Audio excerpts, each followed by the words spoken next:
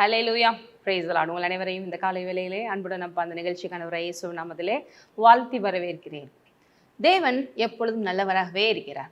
நம்ம சில நேரம் பாருங்க, இந்த உலகத்தில் எது நடந்தாலும் அது நன்மையோ தீமையோ, மோஸ்ட்லி தீமைக்கு யாரை தான் நம்ம நினைக்கிறோன்னா கடவுளை தான் நினைக்கிறோம். ஆனால் கர்த்தர் நல்லவர், அவர் கிருபை என்றும் உள்ளது. சிலருக்கு இந்த ட்ரூத் அக்செப்ட் பண்ணிக்கிறவே முடியாது. ஏன்னா எல்லாரும் சொல்கிற ஒரு விஷயம் என்ன அப்படின்னா, என் வாழ்க்கையில் ஏன் இப்படி நடக்கணும், இது எனக்கு ஏன் இப்படி நடந்துச்சு, நான் என்ன பண்ணேன் அப்படிங்கிற மாதிரி தான் பாருங்க எல்லாருமே கேட்பாங்க. ஆனால் தன் பாவத்தை மறைக்கிறவன் வாழ்வடைய மாட்டான், அவற்றை அறிக்கை செய்து விட்டு விடுகிறவனோ இரக்கம் பெறுவான் என்று வேதம் சொல்லுகிறது இல்லையா? ஆகவே இந்த உலகத்துல எல்லாருமே பாவம் செய்து ஏகமாய் கெட்டு போனார்கள், நன்மை செய்கிறவன் ஒருவனும் இல்லை என்று வேதவசனம் சொல்லுகிறது. அப்ப நம்ம பாவத்தில் இருக்கிறோம், பாவியா இருக்கிறோங்கிறத உணர்ந்தால்தான் நமக்கு ஒரு ரட்சகர் வேண்டும், நமக்கு ஒரு ரெடீமர் வேணும், பரிகாரி வேணுங்கிறதை நம்ம அக்செப்ட் பண்ணிக்கிற முடியும். அப்படி நம்ம அக்செப்ட் பண்ணிக்கிற போது தான் இயேசு நம்ம வாழ்க்கையில் வருவார். அப்படி இயேசு வாழ்க்கையில் வரும்போது தான் நம்மளுடைய எல்லா பாவசாபங்கள் மாறி மரணத்துக்கான விஷயங்கள்ல மாறி ஆசீர்வாதம் வரும். ஏனென்றால் பாவத்தின் சம்பளம் மரணம் என்று வேதம் சொல்லுகிறது. நான் தெரிஞ்ச மாதிரி பெரிய அளவுக்குலாம் நான் ஒன்றும் பெருசாக பாவம் செஞ்ச மாதிரிலாம் இல்லையேங்க அப்படின்னாலும் நான் நினச்சி செய்யலைங்க அப்படின்னு நினைக்கலாம். ஆனால் வேதவசனம் நம்ம கிளியராகவே சொல்லுது, அவனவன் தன் தன் சுய இச்சையினால எழுப்புண்டு சோதிக்கப்படுகிறான். எப்பயுமே பாருங்க, தப்பே பண்ணா கூட அவங்களால தான் கேட்டேன், இவங்களால தான் கேட்டேன்னு தான் எல்லாருமே சொல்லுவாங்க. ஆனால் என்னுடைய தவறு தான் அப்படின்னு சொல்லி என்னைக்கு நம்ம ஒத்துக்கொள்கிறோமோ அன்னைக்கு தான் பாருங்க எல்லாத்தையுமே தேவன் நமக்கு மாற்றி தர முடியும். அப்போ இங்கே பாருங்க, யாக்கோபு 1:14 அவனவன் தன் தன் சுய இச்சையினால இழுக்கப்பட்டு சிக்குண்டு சோதிக்கப்படுகிறான்.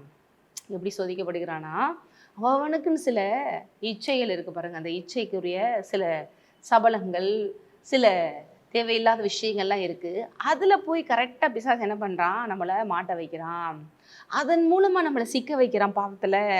அப்படி இழுப்புண்டு என்ன பண்ணுறான், சோதிக்கப்படுகிறான். சோதிக்கப்படுகிற எவனும் தேவனால் சோதிக்கப்படுகிறேன் என்று சொல்லாது இருப்பானாக. ஏனென்றால் தேவன் தீமையை கொண்டு சோதிப்பவர் அல்ல.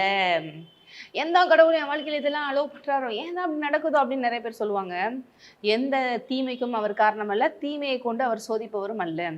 இந்த விஷயத்தை தயவு செய்து நன்றாக கவனிங்க. நிறைய பேர் பாருங்க, ஏதோ இன்னைக்கு ஒரு வாக்குத்தத்தை சொல்ல மாட்டாங்களான்னு நினைச்சிட்டு இருந்தேன், எதை சொல்லிட்டு இருக்காங்களே அப்படின்னு நினைப்பீங்க. உங்க வாழ்வில் ஆசீர்வாதத்துக்கான வழியை தான் பேசிட்டு இருக்கேன். அப்ப நமக்குள்ள இந்த இச்சை அடக்கத்தை ஆவியானவரே நம்ம கொடுக்கிறார். அதனாலதான் இச்சை அடக்கத்தை தேவாவியானவர் கனிகள் ஒன்றை வைத்திருக்கிறார். எல்லாருக்கும் இது ரொம்ப முக்கியமான ஒன்று. ஏனென்றால் இந்த இச்சையினாலே தான் இழுப்புண்டு சோதிக்கப்படுகிறான். அதனாலதான் அவன் வாழ்க்கையில் பிரச்சனைகள் வருது. அதுல 15 போட்டிருக்கு பாருங்க, பின்பு இச்சையானது கற்பம் தரித்து பாவத்தை பிறக்கும். இந்த இச்சையின் மூலமா ஆரம்பிக்கிற இந்த சின்ன விஷயம் நமக்குள்ள அப்படியே பாருங்க ஒரு குழந்தை கன்சீவ் ஆகுற மாதிரி ஆகி கடைசியில எது பிறக்குமா, 10 மாசம் கழிச்சு குழந்தை பிறகுற மாதிரி பாவம்ங்கிற ஒன்று பிறக்குது. பாவம் பூர்ணமாகும் போது மரணத்தை பிறப்பிக்கும். அது பாருங்க நல்லா வளர்ந்து செஞ்சு கடைசியில் ஆடாத ஆட்டெல்லாம் ஆடுற மாதிரி கடைசியில் மரணத்தில் கொண்டு போய் விடுகிறது. இப்படித்தான் நம்ம வாழ்க்கையில பிரச்சனைகள் வருகிறது என்பதை வேதம் கிளியரா சொல்லுது.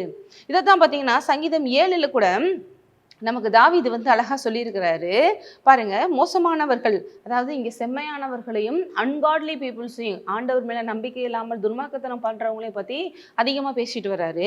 அதுல பாத்தீங்கன்னா குறிப்பாக சங்கீதம் 7:14 இதோ அவன் அக்கிரமத்தை பெற கற்ப வேதனை படுகிறான், தீவினையை கற்பந்தரித்து பொய்யை பெறுகிறான். பார்த்தீங்களா, இதுவும் அதே மாதிரி வருது பாருங்க. இந்த மோசமான காரணம் என்ன பண்றான்னா, அக்கிரமத்தை பெற கற்ப வேதனைப்படுறான். இதுவுமே பார்த்தீங்கன்னா பாவம் செய்கிறவங்கள நம்ம ஜாலியாக வாழ்கிறாங்கன்னு அவங்க சொல்லுவாங்க. ஆனால் உண்மையிலேயே அவங்களும் கற்ப வேதனைப்படுற மாதிரி கஷ்டத்துலேயும் நஷ்டத்துலையும், ஐயோ ஒரு பொய்யை சொல்லிட்டு 1000 பொய் அதை சொல்கிறதுக்காக இதை மறைக்கிறதுக்காகன்னு சொல்லி அந்த பாவத்தை மறைக்கிறதுக்காக எவ்வளோ சொல்லி இன்னும் அதிகமாக சமாதானம் நம்ம நிம்மதி இல்லாமல் தான் வாழ்ந்துட்டுருக்காங்க. ஆனால் தேவனுக்குள்ளே இருக்கிற நமக்கு மாத்திரமே சமாதானம். ஏனென்றால் தேவனுக்குள்ளே இருக்கிற நமக்கு மாத்திரமே ஆவியானவர் அவருடைய கனிகளை தருகிறாரு. அன்பு அது வரும்போது எல்லாமே வர ஆரம்பிக்குது. இது எல்லாவற்றையும் மேற்கொள்ள வைக்குது. பாவத்தை ஜெயிக்கக்கூடிய ஒரே ஒரு விஷயம் தேவன் மாத்திரமே நமக்கு தர முடியும், ஆவியானவர் மாத்திரமே தர முடியும். அவர் ரத்தம் மாத்திரம் நம்ம சுத்திகரித்து இருக்கிறது. ஆகவே இன்றைய நாளில் இந்த மைண்ட் செட்டில் நீங்கள் டெவலப் ஆகுங்க. நம்மளுடைய எந்த பிரச்சனைக்கும் தேவன் காரணம் இல்லை. ஆகவே நம்ம இன்னைக்கே டோட்டலாக சரண்டர் பண்ணுவோம். தேவனை இன்னும் எங்கெங்கெல்லாம் உங்களை நான் அலோவ் பண்ணாமல் வச்சுருக்கணும், அந்த இடத்துல நீங்கள் வாங்க, என்னை ஆளுகை செய்யுங்க, நான் எல்லாவற்றையும் வெற்றி பெற விரும்புகிறேன், சமாதானமாக வாழ விரும்புகிறேன் என்று சொல்லி சரண்டர் பண்ணி ஜெபிக்கலாமா? நன்றி தகப்பனே. அப்பா, இந்த நேரத்தில் என்னோட இந்த வார்த்தை கேட்குற ஒவ்வொருவருக்காகவும் நான் ஜெபிக்கிறேன் தகப்பனே. அவங்க வாழ்க்கையில இன்னும் எங்கெங்க இடத்துலலாம் பிசாசு ஆண்டவரே தேவையில்லாத பொய்யை வைத்து அவர்களை ஏமாற்றி அவர்களை ஆண்டவரை துன்புறுத்தி கொண்டிருக்கிறான். அது எல்லாம் மாறட்டும் தேவனே. உண்மை எல்லா இடத்துலையும் 100% அலோவ் பண்ணட்டும். எல்லா இடத்துலையும் சமாதானம் ஆசீர்வாதம் புரண்டோடட்டும். இயேசுவின் நாமத்திலே ஆமென். நீங்கள் ஆசீர்வதிக்கப்பட்டவர்.